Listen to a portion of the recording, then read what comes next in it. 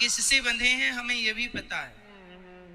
कोई अपनी पत्नी से बंधा है, कोई अपने पति से, कोई अपने पुत्र से बंधा है, कोई अपने परिवार से, कोई अपने काम से, धंधे से, बिजनेस से, खेती से, वाड़ी से, बिजनेस, व्यापार। हर आदमी कहीं ना कहीं बंधा होगा। स्त्रियां भी बंधी हैं और पुरुष भी बंधा है। लेकिन सच्चाई ये नहीं है कि आप बंधे हैं, सच्चाई यह है कि आप बंधे नहीं हैं, बट अपने आप को बंधा हुआ मान रहे। आप बंधे नहीं है मेरी मां। आप कहते हैं हम संसार से बंधे हैं, पत्नी से, पुत्र से, परिवार से।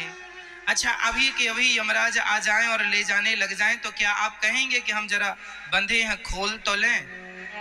नहीं जी, जैसे हो वैसे ही ले जाएंगे।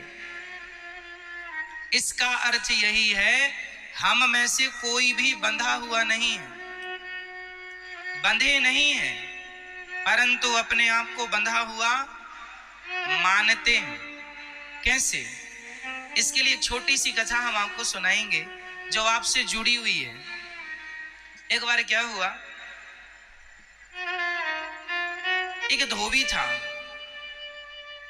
वो धोबी अपने गधे को लेकर के उसके ऊपर कपड़ा रख करके राजा के कपड़े धुलने के लिए धोबी घाट चला गया। रोज तो वो गधे को बांधने की रस्सी लेकर जाता था। आज अकस्मात संयोगवश धोबी रस्सी ले जाना भूल गया और जब वो गधे को लेकर घाट में पहुंचा, कपड़े उतारा, तो विडंबना ये कि गधे को बांधे कैसे, क्योंकि रस्सी तो लाया नहीं, रस्सी तो लाए नहीं। अब समस्या ये है बांधे कैसे। तब वहां से एक संत जी गुजर रहे थे। संत जी ने कहा, अरे भाई क्या हुआ? बोले महाराज कोई रस्सी होए तो दे दो, हम ये गधे को बांधने को आज रस्सी भूल गए हैं, जाएंगे तो समय बहुत लग जाएगा। संत जी ने कहा, रस्सी भूल गया है ये बात तुझे पता है, गधे को थोड़ी पता है कि रस्सी तो भूल गया है। गधे को तो तू जहां रोज बांधता था आज भी वहीं बांध दे। बोले कैसे बांध दूं, रस्सी तो है नहीं। संत जी बोले रस्सी से नहीं, जहां रोज खड़ा करता था वहीं खड़ा करके इसके गले में झूठ मूठ का हाथ डाल, जैसे तू रोज बांधता था आज वैसे ही बांधने का नाटक कर। धोबी गधे को जहां रोज बांधते थे वहीं खड़ा किया, उसके गले में हाथ डाला। अच्छा, गधे को क्या लगा कि मैं बंध गया। गधा एक कदम नहीं बढ़ा। धोबी ने सारे कपड़े धुल लिए और कपड़े धुलकर गधे के पीठ में रखा और एक लाठी मारी। अब गधा चले ही ना। संत जी को लगा ये गधे को हो क्या गया, चलता क्यों नहीं। दूसरी लाठी मारी फिर भी नहीं चला। धोबी को लगा कोई जादू तो नहीं हो गया। संत जी आए, क्या हुआ? बोले आपने क्या जादू कर दिया, गधा तो चलता ही नहीं। संत जी ने कहा, पागल उसे तूने खोला है कि नहीं?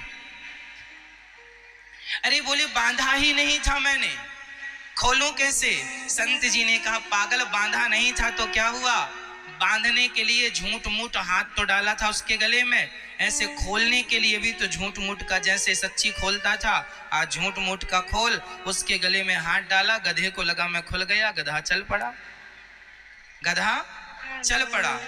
अब समझना ये है कि गधा बंधा हुआ नहीं था। समझिएगा, गधा बंधा हुआ नहीं था, परंतु उसने अपने आप को बंधा हुआ मान लिया। उसी तरह वो गधा और कोई नहीं है। बताओ कौन? कौन वो गधा? कौन? नहीं, हम आपको कैसे कहें? जैसे गधा बंधा हुआ नहीं था लेकिन उसने आपको बंधा हुआ मान लिया, उसी प्रकार आप में से कोई भी पत्नी, पुत्र, परिवार, किसी से कोई नहीं बंधा, लेकिन सारी जिंदगी बंधा हुआ मानते हैं। यही तो अज्ञान है। सारी जिंदगी आदमी अज्ञान में जीता है। अरे बड़ी बड़ी डिग्रियां प्राप्त कर लेने से आप ज्ञानी नहीं होंगे। आप अनेक सब्जेक्टों में पीएचडी कर लेंगे, इससे आप ज्ञानी नहीं होंगे। ज्ञानी कौन? जो संसार से मन को हटाकर भगवान में मन लगाए। सच्चा ज्ञानी वही है, वो जान रहा है कि संसार मिथ्या है तो मिथ्या जगत में क्यों हम अपना मन लगाएं। ब्रह्म सत्यम जगन मिथ्या, उमा कहाँ हूं मैं अनुभव अपना, सत हरि भजन जगत सब सपना। ये मिथ्या है, यहाँ मन लगाने से मिलना क्या है। इसलिए ज्ञानी वो है जो भगवान में मन लगाए, और मूर्ख वो है जो पत्नी पुत्र परिवार में ही मन लगाए रहे। तो आप लोगों ने हाथ किस में उठाया था कि हम बंधे हैं। इसलिए मेरी माँ, इतना अज्ञान नहीं। आज आप परेशान क्यों हैं? आज आपकी परेशानी का सबसे बड़ा कारण यही है कि आप लोग ज्ञान की तरफ बढ़ते ही नहीं। आपने सारी जिंदगी अज्ञान में अपना जीवन गुजार दिया। आप में से बहुत लोग ऐसे हैं जिन्हें ये नहीं पता कि हमारा जन्म क्यों हुआ, जिन्हें ये नहीं पता कि हम जी क्यों रहे हैं। आकर के चले जाओगे, आप मर जाओगे, लेकिन आपको यही नहीं पता कि हमारे आने का उद्देश्य क्या था। आपको पता ही नहीं कि आपके आने का उद्देश्य क्या था, आपको नहीं पता। इसलिए आपको ये जानकारी, आपको आज ये दास अनिरुद्ध देगा कि हमारा मनुष्य का शरीर हमें ईश्वर ने क्यों दिया है। इसलिए कि हम संसार में रहें पर संसार के बनकर ना रहें। हम ये नहीं कहते, हमारा कहने का तात्पर्य ये नहीं है कि आप पत्नी के संग ना रहो, पुत्र के साथ ना रहो, बिजनेस ना करो, व्यापार ना करो, ऐसा बिल्कुल हमारा उद्देश्य नहीं है। हम ये कहते हैं पत्नी के साथ रहो, पुत्र के साथ रहो, परिवार के साथ रहो, खेती करो, बिजनेस करो, व्यापार करो, परंतु ये सोचकर कि ये मेरा नहीं है, ये सोच करके कि ये सब कुछ भगवान का है। आप लोग अपना मान लेते हैं ये मेरा है ना मैया, ये मेरा बेटा है, ये मेरी बेटी है, ये मेरी साड़ी है, ये मेरा घर है।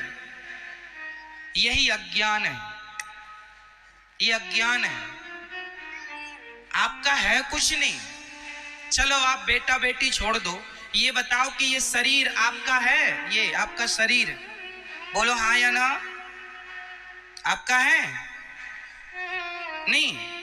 कैसे कैसे नहीं है आपका? यदि आपका होता तो आपकी आंखों में कम दिखने लगा। आपका था तो आपको रोक लेना चाहिए था, अरे आंख क्यों बिगड़ रही है। ये शरीर आपका था तो बुढ़ापे में आपकी कमर में, घुटनों में इत्यादि जगह पर दर्द हो गया। आपका था तो आपको रोक लेना चाहिए था कि शरीर तू कहां मेरा साथ क्यों छोड़ रहा है। लेकिन अंत में परिणाम यही होता है कि ये शरीर का एक एक अंग धीरे धीरे करके हमारा साथ छोड़ता चला जाता है।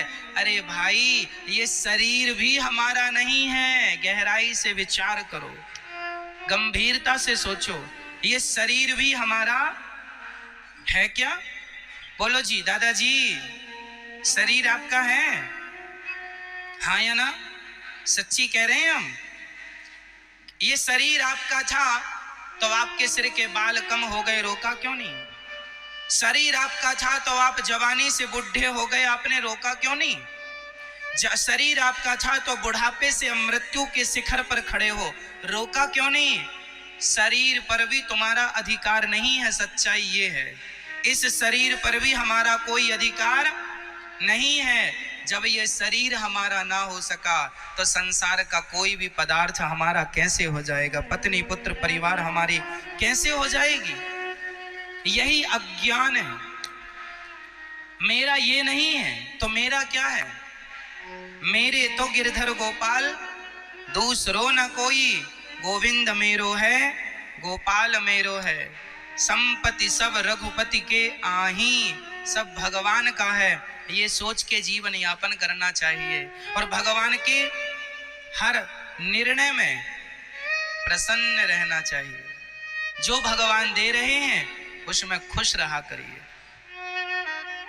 क्योंकि आपके हाथ में कुछ नहीं है। कहने की बातें हैं कि हमने ये कर लिया, हमने वो कर लिया ना, हमारा कुछ नहीं था, कुछ नहीं है, कुछ नहीं रहेगा। इसलिए ये मेरे हैं ये ना सोचो, कमल का पुष्प कीचड़ में रहता है, लेकिन कीचड़ की एक भी बूंद कमल के ऊपर नहीं होती, पानी की एक भी बूंद कमल पर टिकती नहीं है, जबकि कमल पानी में ही खिलता है। उसी तरह संसार में रहो, पर वैसे ही रहो जैसे पानी में कमल रहता है। संसार में रहो, पर संसार की कोई भी गतिविधि आप पर ना सवार हो जाए। संसार का कोई भी